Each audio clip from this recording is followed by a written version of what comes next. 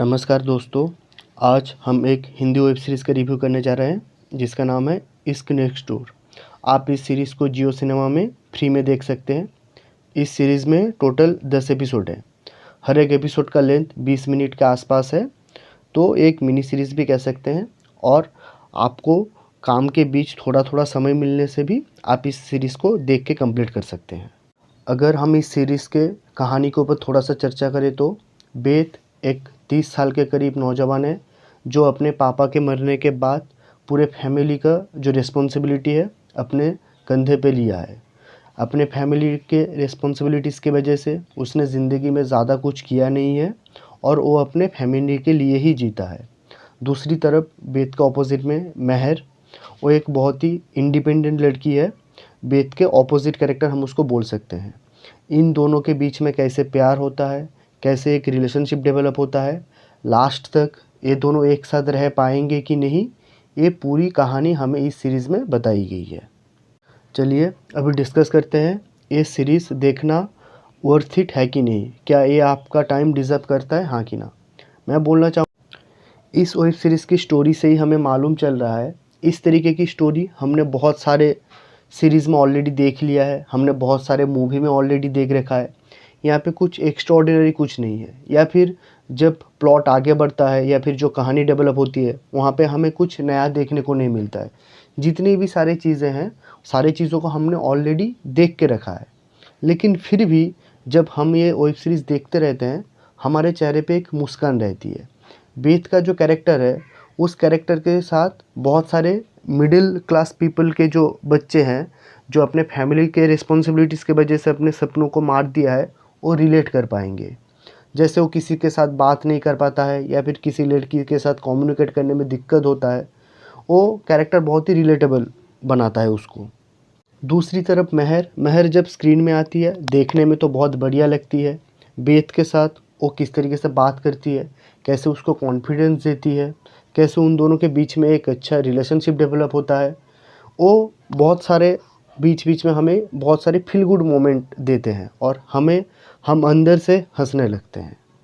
Series में extra ordinary हमें कुछ देखने को नहीं मिलता है। मैं यहीं पे ये बोलना चाहूँगा, किसी भी चीज़ को अच्छे होने के लिए एक्स्ट्रा ऑर्डिनरी होना ज़रूरी नहीं है। इस दिशा से अगर हम देखेंगे तो इश्क नेक्स्ट डोर एक बहुत ही अच्छी सीरीज़ है। ये सीरीज़ को मैंने जब इसका देखा था तो बहुत सारे लोगों ने इसको बहुत ही नेगेटिव बोला था कि सीरीज़ स्लो है, प्रेडिक्टेबल है, कुछ हमें नया देखने को नहीं मिलता है। लेकिन मेरा ओपिनियन से ये सीरीज़ हमें नया कुछ ऑफ़र ही नहीं करता है। हमने जो चीज़ पहले देख रखा है वही चीज़ को हमें दिखाना चाहता है। कभी कभी हमें कोई भी चीज़ बार बार देखने से वो नॉस्टैल्जिया मोमेंट हिट होता है और वो हमें देखने में अच्छी लगती है। इश्क नेक्स्ट डोर उसी तरीके का एक सीरीज़ है। इस सीरीज़ के साथ हर कोई कनेक्ट नहीं कर पाएगा। जो मिडिल क्लास पीपल है या फिर जो जिनके एज 30 है या फिर उनके आसपास, मतलब 25 से 30 के बीच में है, वो लोग इस सीरीज़ से बहुत अच्छे से कनेक्ट कर पाएंगे। बाकी जितने भी लोग हैं उन लोगों को ये सीरीज़ बहुत ही ज़्यादा बोरिंग लग सकता है, बीच बीच में स्लो लग सकता है। लेकिन ओवरऑल अगर हम सीरीज़ का पेसिंग देखने जाए तो सीरीज़ का पेसिंग ठीक ठाक ही है। सीरीज़ के जो डायलॉग हैं वो भी बहुत इम्पैक्टफुल है। बीच बीच में जो 1 लाइन 2 लाइन डायलॉग हमें देने के लिए मिलता है, जो जीवन के बारे में बोला गया है, वो बहुत ही हमको मोटिवेट करता है। मोटिवेट नहीं बोलेंगे लेकिन सुनने में अच्छा लगता है, वो उससे हमको एक अच्छापन लगता है। बेथ का जो भाई है छुट्टन, उसके द्वारा सीरीज़ में कॉमेडी क्रिएट करने का कोशिश किया गया है। बीच बीच में कॉमेडी वर्क करता है, बीच बीच में नहीं करता है। कभी कभी थोड़ा थोड़ा हमको हंसी आती है, लेकिन कभी कभी हंसी भी नहीं आती है। लेकिन छुट्टन के मुंह से जब कभी भी हम कोई ज़िंदगी रिलेटेड कोई एक डायलॉग सुनते हैं तो वो डायलॉग या फिर वो सुन के हमें लगता है कि वो कभी कभी बेथ से ज़्यादा मैच्योर कैरेक्टर है, उससे एज से छोटे होने के बावजूद भी। सीरीज़ के जो गाने हैं वो सीरीज़ का एक प्लस पॉइंट है।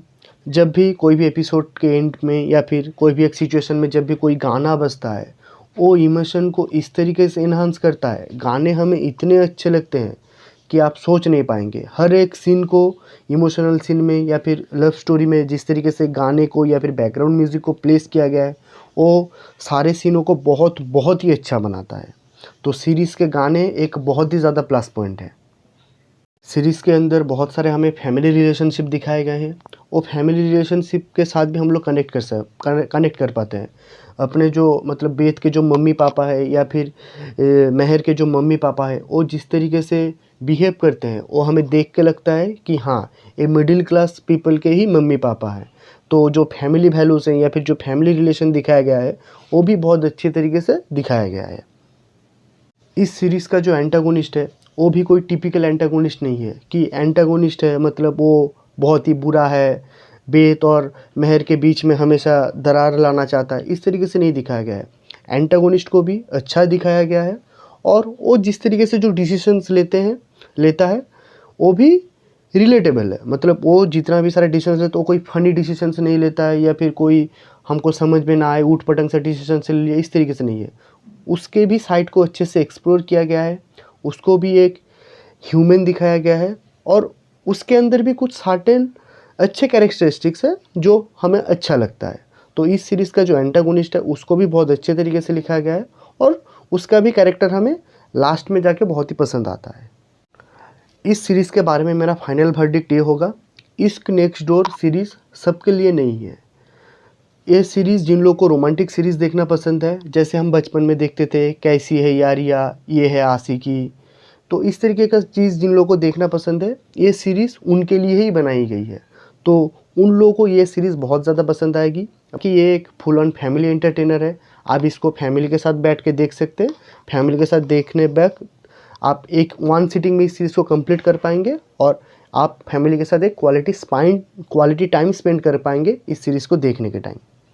धन्यवाद आप सबका यहाँ तक जुड़े रहने के लिए। मिलते हैं अगले वीडियो में।